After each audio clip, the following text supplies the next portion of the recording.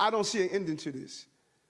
This issue will destroy New York City. Mayor Eric Adams made that bleak assessment of the migrant crisis Wednesday night. He says federal help in the form of funding and expedited working papers for the 10,000 migrants arriving each month does not appear to be coming. It raises questions about what comes next as the city continues its expansive and expensive mission to house and feed everyone who's arriving. This is not the first crisis that New Yorkers have faced. We are, for goodness sake, New Yorkers.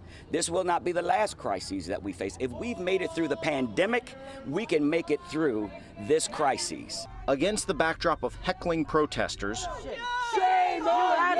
religious leaders on Staten Island gathered outside the former St. John Villa Academy turned migrant shelter. They argue the city has a moral obligation to care for the newest New Yorkers while also getting more help from every other level of government. There are enough resources that this problem, this immediate problem, can be addressed in a very logical and sensible manner. If it was 5,000 people or 10,000 people, it would have been a cute little experiment in woke virtue signaling that we were able to take care of these people. But it turns out that when you offer every service possible for free and you have unfettered immigration, people are going to show up. Republican City Council Minority Leader Joe Borelli has been one of the early critics of the city's migrant response. He appreciates the mayor is now accurately articulating the problem, but says that's different from having a real solution. And there's no end in sight. We're talking about work permits and visas and what to do with the people here.